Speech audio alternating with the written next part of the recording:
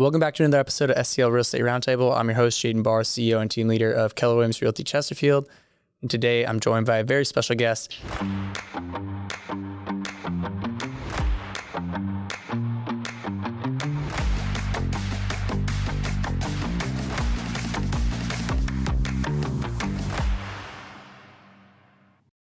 Sam Gibson. Sam, thanks for coming on. Thanks for having me. I'm excited. Yeah, let's go. Let's dive right in. So I start off every episode the same way, which is what got you started in a career in real estate?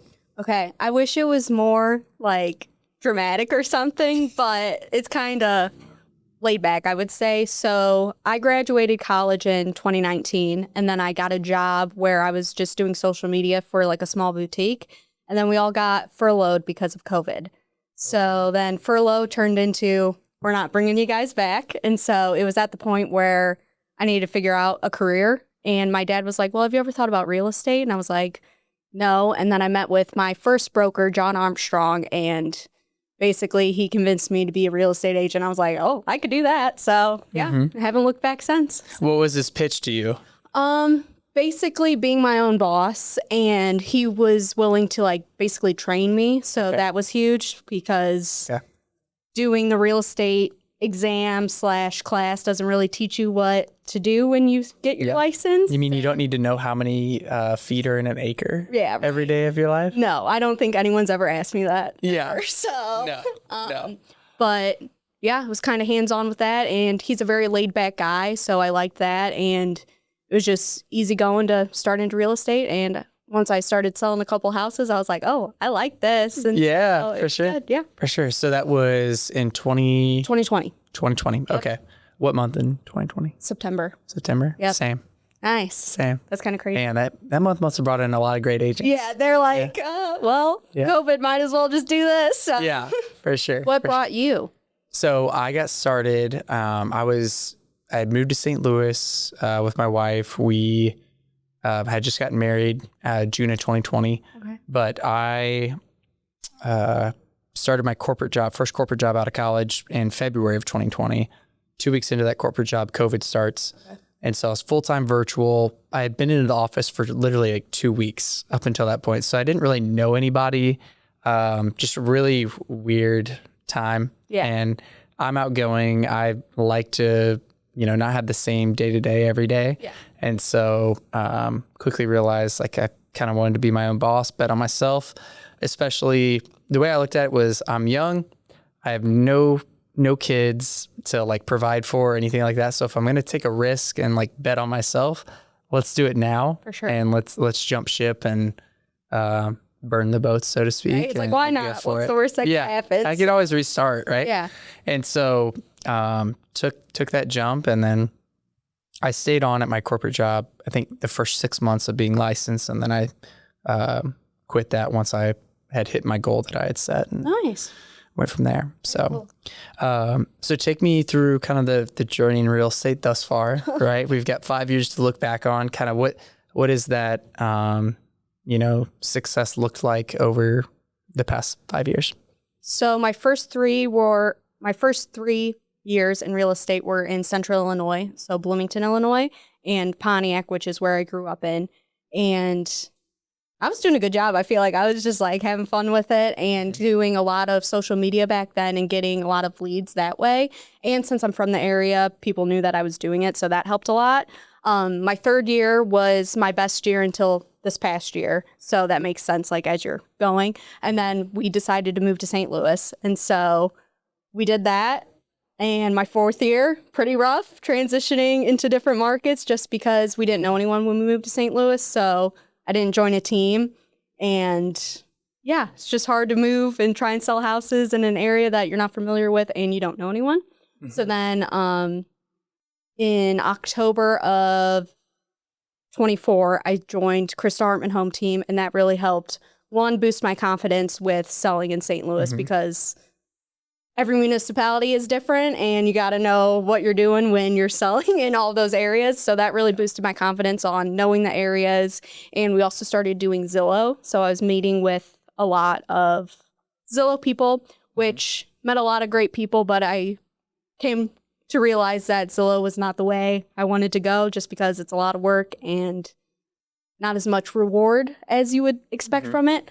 And then this past October, I went off on my own again. So I'm a solo agent celebrating 5 years, and I'm excited. So yeah, that's awesome. Well, 5 years in the business, you're still here. Yeah. That's more than most people can say, right? The 4th year, I was like, oh no.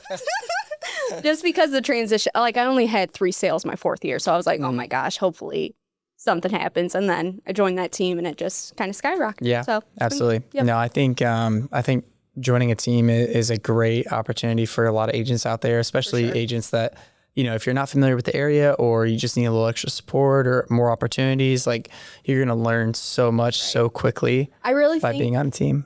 once you start real estate, you should join a team or at least get a mentor, just because you really don't know what's going on until you start doing it hands-on. So I think that's super important. Yeah, absolutely. Absolutely. Well, talk to me about some of the, you mentioned the ups and downs of real estate already. So talk to me about kind of like the challenges of building a real estate business, and then kind of what you've done.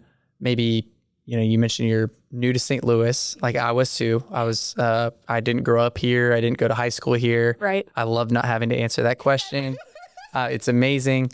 But similarly, like when I first got licensed, I had only been in St. Louis for, like 5 or 6 months. Okay. And so I didn't know anybody, and I had to build my business, build my database from scratch. And so I would love to hear how you went about doing that and kind of what your strategy is there.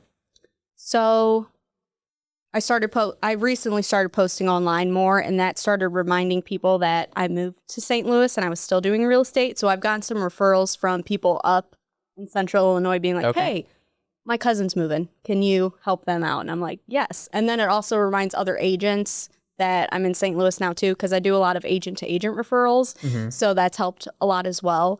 And I think just joining stuff in the community too is helping, and like getting out there and meeting more people. I don't really like networking events, but I'm trying to do more of them just because it is a good way to meet people.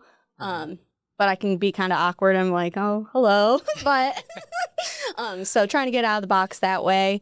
And I would say just like being myself has helped a lot as far as other clients referring their friends and family. So that's kind of what I'm basing my business off now, is my SOI referrals and agent to agent referrals. Okay. So Gotcha. Yeah. What would have been some of the challenges in growing a real estate business and having to kind of start over in a new city? Like speak to that a little bit. People not knowing who I am and saying and there's a lot more real estate agents down here, obviously, because it's a bigger area. So you got to figure out a way to stand out. And my phone number is an Illinois zip code. So like whenever that pops up on people's phones, they either think it's spam or they're like confused. So trying to get past that as well, just being like, oh no, this is like my phone number. And you'll see it pop up from Illinois. I've had the same phone number since high school. So that's why it's like that. Yeah. What's the area code? Is it 815? 815. Yep. Okay. I have a 573. Okay. So similar thing. It's not a 314 or 636. Yeah. So. A lot of people think Chicago, and I'm like, well, no, but close, kind of. Yeah. And then what were we talking about? Just the challenges of kind of starting over in a new city and learning Missouri real estate's a lot different than Illinois real estate. We do a lot of different things. I'm still licensed in Illinois, so knowing what it's okay in Illinois / what's okay in Missouri, that was difficult at first, but now I'm good on that end. Like, for example, in Missouri, you can't do, you can't be like, oh, enter to win a gift card or like this page or something. It's like an incentive, but in Illinois, you can do that. And I did that a lot when I was building my business in Illinois. I think I did a giveaway when I first started to get people to follow my real estate page. Okay. And that got me like 600 followers, and I was pumped about that. But if I were to do that in Missouri, I would get written up or something. Yeah. So you can't do that. But. Okay. Got it. What would you say have been like the keys to your success so far? I would say honesty, and just when I'm meeting with a client, making them know that I'm going to be honest with them and I want the best thing for that client. I don't really care if my commission gets cut on something. Not saying that so people start cutting my commission, but it's also like, I want you to get the house more than I want to make more money on it, sort of thing. So I'm always going to advise them to do what's best for them. When we walk a property, I'm going to point out every single bad thing I've ever seen in the house. And I always say to people, because people will always be like, oh, like, how do you convince people to like buy a house? And I'm like, I actually do the opposite. I convince them not to buy it. So terrible salesman, but that helps build trust with them. And I think trust is the biggest thing, and being honest. And that's what I base it off of. So and I think people can appreciate that. And one of the best compliments I've ever gotten was they felt like they were purchasing a house with a friend. And I was like, that's exactly how I want you to feel. I want it to be laid back. I want you to feel like you can trust me. And that's the experience I want to do. Yeah, creating that client experience, right? Yeah, that reminds me, my mentor, when I first got licensed, I joined a team, and name's Adam Moskal. He taught me everything I know. And he had a saying that he's talked more people out of buying houses than into buying houses, right? And so it goes along with what you're saying there of, hey, we're not afraid to let people know that they should not buy this house, right? And that over time, I think, is going to earn a lot more respect and trust, and lead to more. And it might not even be the house. It might be your financial situation too, where like you want to buy a house, but maybe you should wait a year or two before you do it, because you don't want to be house poor. Yeah, I love reminding people of what they told me in their buyer consultation like 3 months ago, when we first started looking, of what they said their budget was, and bring them back to, hey, you told me this, right? Has that changed? Did we get a promotion? Like, what happened, right? Because when you get in the trenches, you're like, I'll do anything, and it's like, let's not. Yeah. So pump the brakes. Yep.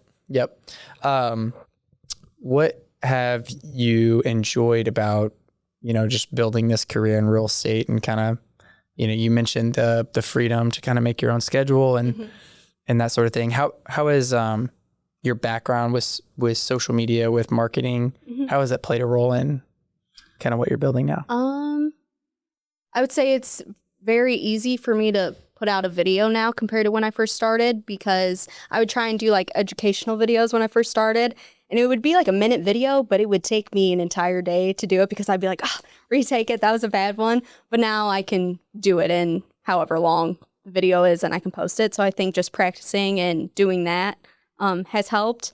And even if you think people are not watching, people are watching, because someone will come up to me and be like, oh, I saw your video. And I was like, I love that. And I was like, oh, well, thanks. And it just keeps you top of mind, which I think is very important in real estate, because everybody knows like 20 real estate agents, but it's like, you're the first one that they think of, then you're the one they're going to refer. So as long as they like and trust you, if they don't like and trust you, they're not referring you. But top of mind, and showing my personality, I think helps a lot. And I think it helps build a trust in a way, because when you see people online, if you watch them consistently, it almost feels like you know each other. Like we said, this is the first time we've met in person, but I feel like I know you because we follow each other on social media. Right. So I think it starts to at least build trust and rapport with people. So, for sure. Yeah. For sure. So basically the idea of like getting over the perfectionism. Yeah, social for media, sure. Yeah. Right.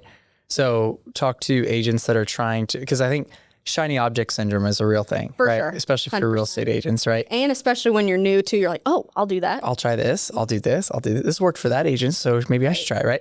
So talk to me about kind of if I were an agent that wants to get more active on social media in 2026, like what advice would you give them? Because I think you do a great job of just being you, right? Being authentic and funny. And, I think you also incorporate, real estate into your content, but it's not always real estate. It's in an approachable way, right? Yeah, so for sure. Talk to me about that. And maybe if there's an agent out there that wants to grow on social media, what would your tips be for them?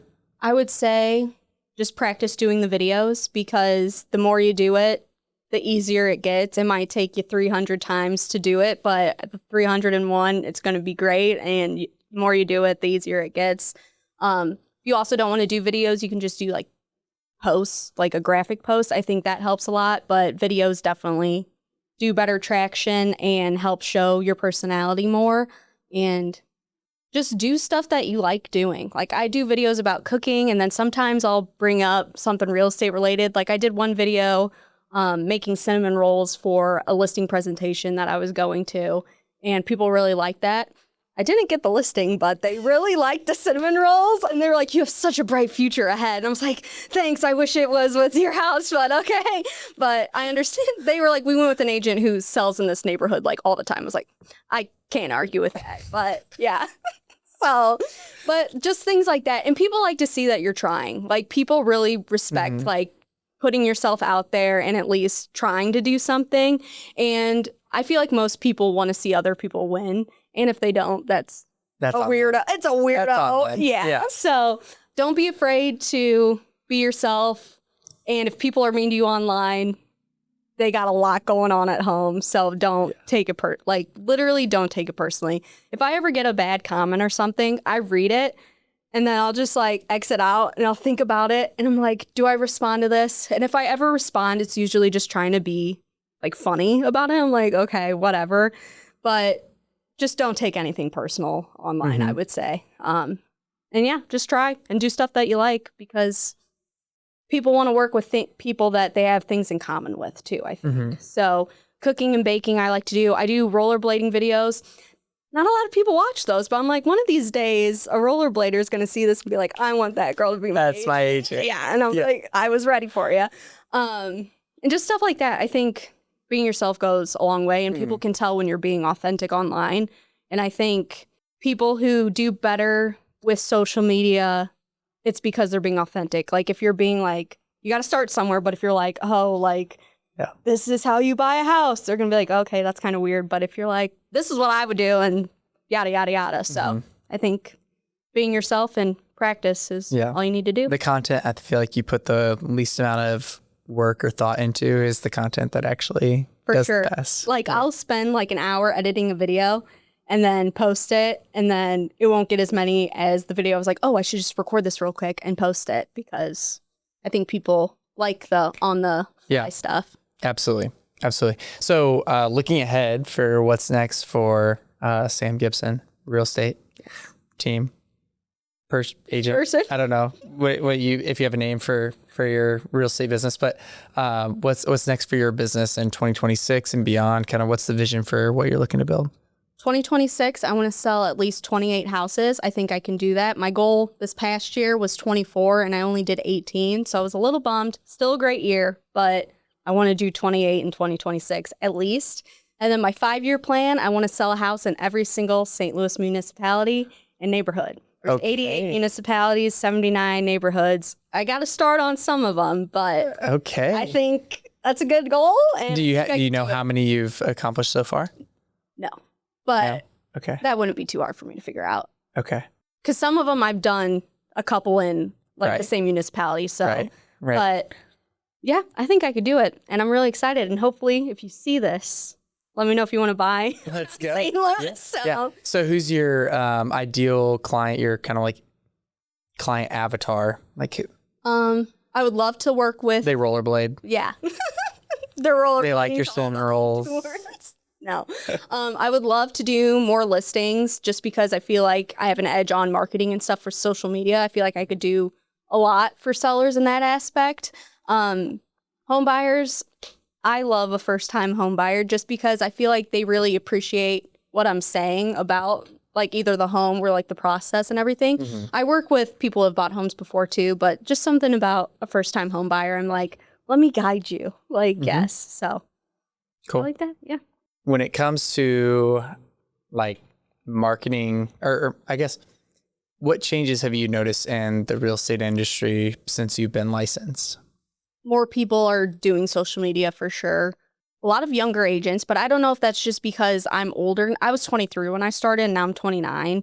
So I feel like I'm noticing younger agents, but I don't know if that's just because I'm getting like older compared to like when I started. I was like, oh my gosh, she's 30 and she's in real estate. That's cool. So now I'm looking down and I'm like, he's 18 and doing real estate. I'm like, that's, can I say badass? Oh, yeah. Okay. Yeah. That's badass. And so I just feel like younger people are getting into it. And I think that's really cool.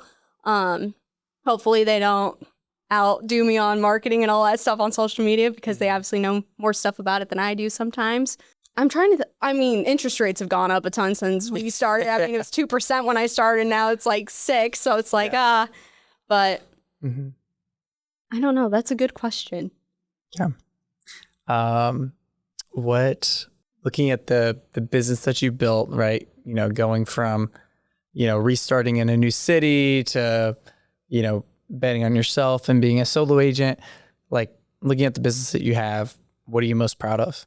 I would say probably for it being my second year in St. Louis, I'm pretty proud about selling 18 houses. Like, I know that's not a lot to a lot of other agents, but to me, going from 3 my first year in St. Louis to 18, I felt rich. I was like, yeah, like rich and That's like awesome. happiness and like just feeling I can support myself and not have to rely on my fiance for, you know, but it's a good feeling. It feels like I'm being successful and it can just go up from here. So I'm proud of being able to switch territories. That's Territories for sure. That's awesome. I ask this question on every episode, but what's the most impactful book or podcast that you've read? The impactful book is Tuesdays with Maury. One of my high school English teachers actually gave it to me when I first started real estate because this is kind of random, but I lived in her basement at this time. Like, she had like a finished like basement suite. So I was renting from her and she was like, hey, I think this is a very like transformative time for you. And I think it'd be a good time for you to like read this book. And she gave me her copy, which she had written in from when she was around my age. So that was kind of cool to like read that is it. awesome. And it's just like life lessons. Have you read it? I have not. Okay. No. I give it to a lot of people. It's about this man who's basically on his deathbed, and one of his students goes and like interviews him about life lessons. And it's just a bunch of life lessons, and it gives you like a better outlook on life. And I just feel like I'm a pretty positive person, and I would say it attributes to some of the lessons in that book. Yeah. So. That's awesome. Yeah, I was going to speak to kind of your positive outlook and your positivity. It shines through, right? Thank you. And so I think in this industry, it's really hard for a lot of agents out there. Like, it's been a rough few years, right? And there's been a lot of changes. You know, some agents are having their best year yet, and that's great. And, you know, they're continuing to grow and everything like that. But then there's a lot of agents out there that are really struggling.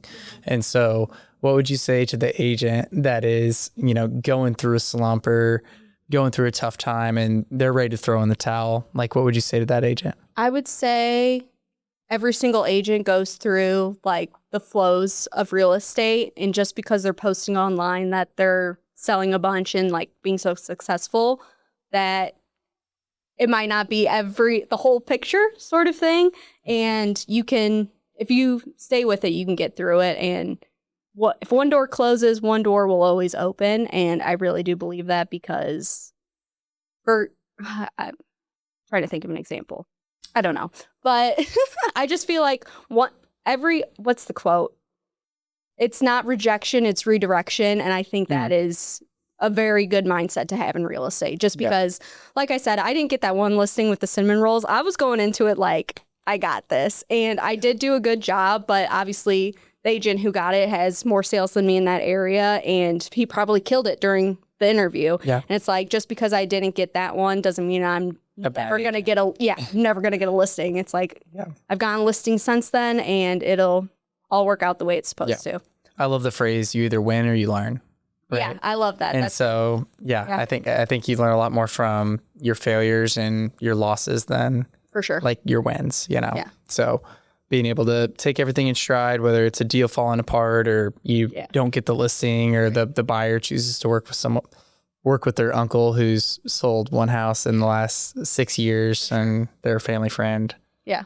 Just don't, right? It's like, you just can't take it personally because you don't know, you'll never know the whole picture with some people. So it's just like, thank them for their time and wish them the best. And And then the easiest way to get over that quickly is to go find the next listing, right? Sure. So what's kind of your, how do you stay so positive, and what's kind of the secret to keeping that positive mindset and outlook? That's a good question. I've always kind of been like a positive person, just because I don't like being sad. So it's like, okay, I can either be upset about this for a week, or I can be upset about it for an hour and then move on with my life. And that's kind of what I try and do. Obviously, I'll start thinking about something and I'll be like, Like, Still hurts. yeah, I'm like, dang.